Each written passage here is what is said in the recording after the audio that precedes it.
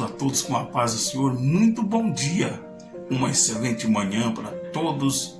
Nós estamos aí agradecendo a Deus pela oportunidade que Ele nos concede de poder aí gravar aí esta mensagem, reflexão para o seu coração. Nós vamos aqui em Apocalipse no capítulo 1, no versículo 18, que diz assim: Eu sou o que vive, estive morto, e eis que estou vivo por toda a eternidade, e possuo as chaves da morte e do inferno. Glória a Deus. Nós estamos falando aqui de um ser que tem todo o poder e todo o domínio. Esse ser chamado Jesus, no qual foi dado a ele todo o poder e toda a autoridade. Apesar de tudo isso, ele sempre foi Deus. A Bíblia diz que no princípio era o Verbo, e o Verbo estava com Deus, e o Verbo era Deus. Todas as coisas foram feitas com ele, sem ele nada que foi feito se fez. Havia uma unidade entre Pai, Filho e Espírito Santo. Ele estava presente na criação do ser mais especial que Deus o criou, que é o homem, que é você. Teve esta oportunidade de conhecer a obra-prima de Deus.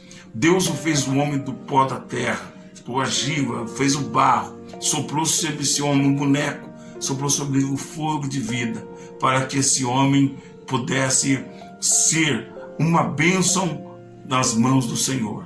Deus criou todas as coisas, criou os animais, e depois por tudo Deus fazia, criar os céus, a terra, fazer tudo bem feito, tudo que Deus fez foi perfeito.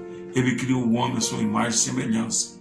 Mas por causa do pecado, por causa da desobediência, da curiosidade do homem em conhecer o fruto da ciência, do bem e do mal, daquela árvore, o pecado então abriu espaço para que o pecado entrasse.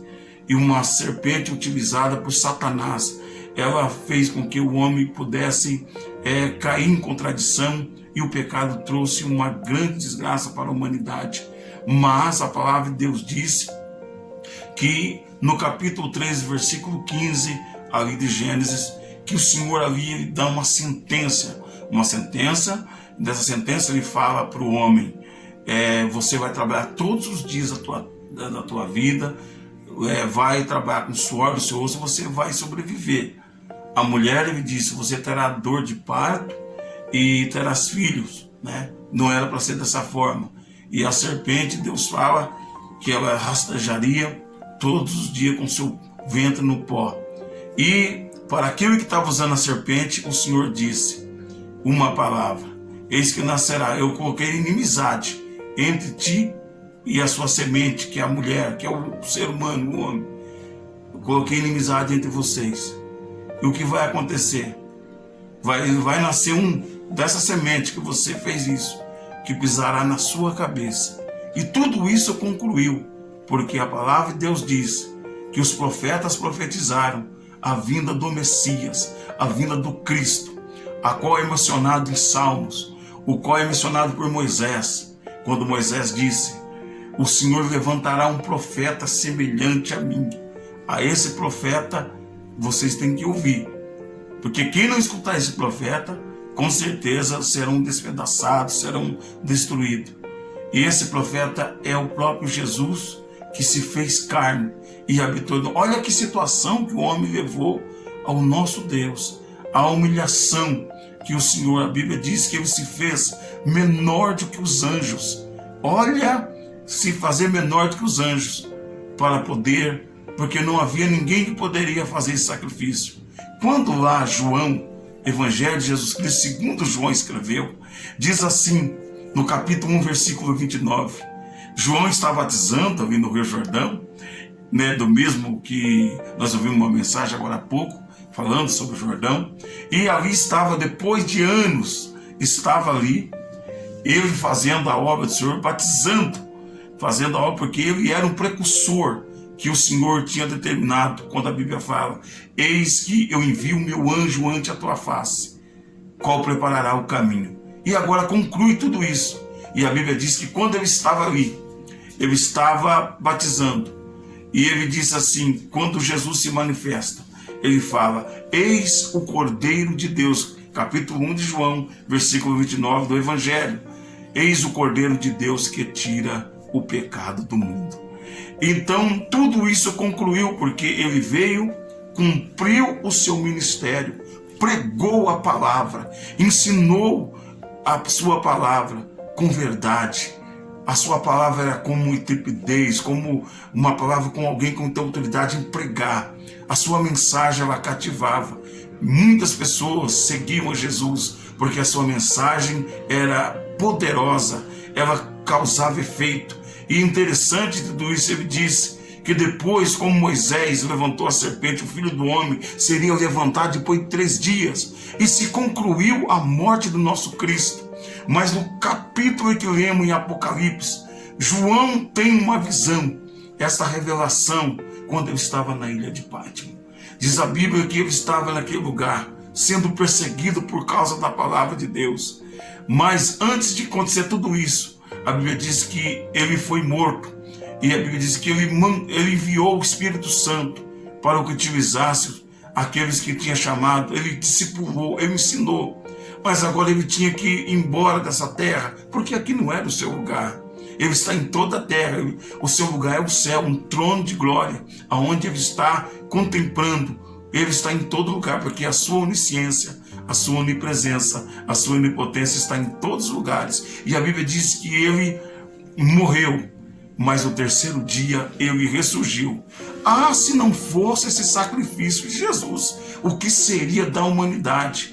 Aí eu fico olhando as pessoas, porque ele deu, depois dessa morte, ele deu a solução para o ser humano, para que pudesse se aproximar dele. Porque antes, só se aproximavam os sacerdotes, tinha o lugar santíssimo, o lugar santo dos santos, onde os sacerdotes ofereciam sacrifício de animais. Mas agora o Cordeiro de Deus, ele veio e tirou o pecado do mundo.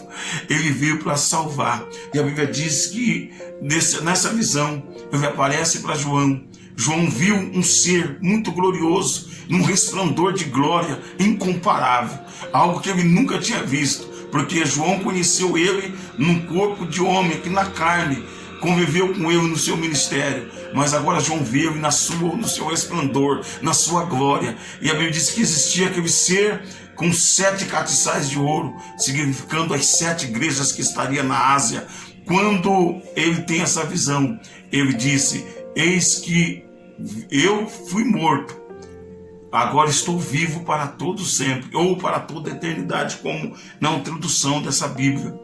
E a palavra de Deus disse que quando ele tem essa visão, o Senhor diz para ele, eu estava morto, mas eu vivo para todo, e tenho as chaves da morte e do inferno.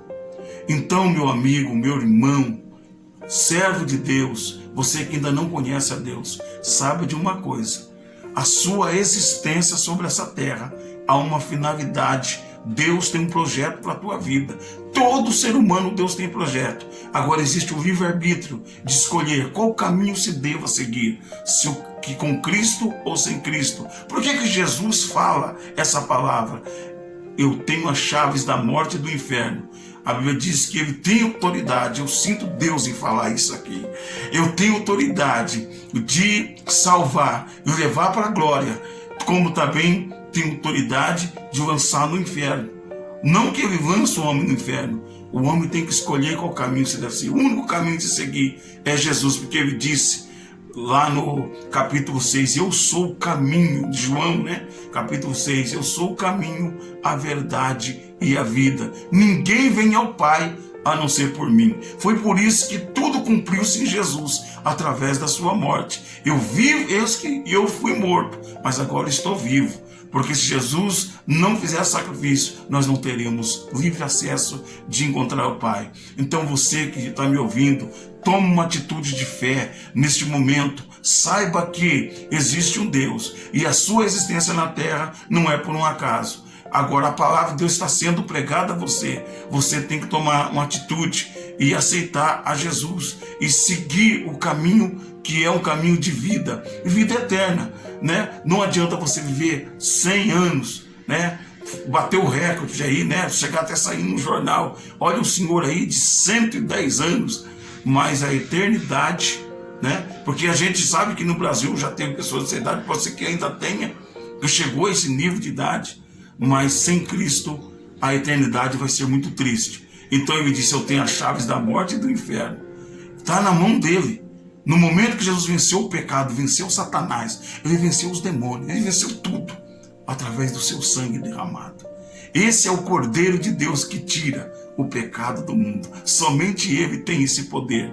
Então, neste momento, você reflita, porque o que custou a nossa salvação foi a morte de um inocente, de um Cordeiro imaculado, que estava ao lado do Pai, que estava ao lado do Senhor, mas ele precisou vir. O Pai o entregou para ser humilhado, cuspido, crucificado, mas nas suas mãos tem as marcas, nas suas mãos tem a marca, e ali está gravado o meu nome. E se você quiser, seu nome também pode estar gravado na mão dele, porque ele restaurou a todos. Agora cabe a cada um de nós tomar uma atitude de fé. Eu peço que você neste momento saiba de uma coisa: você é um ser especial para Deus. O Senhor te ama de um amor incomparável. Por que Deus tem os seus santos anjos? Por que Deus enviou o seu filho para ser sacrificado? Porque o amor dele não se compara. Amou o mundo de tal maneira, capítulo 3 de João, versículo 16, que deu o seu filho unigênito. Olha, que deu o seu filho unigênito. Quando Abel faz o sacrifício lá no início de um carneiro, né, de um novilho, o Senhor via Jesus sendo imolado no futuro. Foi um sacrifício que agradou a Deus, e era a única forma de nós termos acesso ao Pai.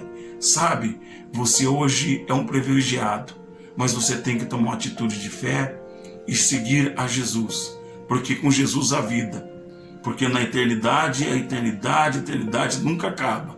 Mas com Cristo você andará no céu de glória, desfrutará das suas bênçãos e estará ao seio de Abraão, aonde a paz e a justiça.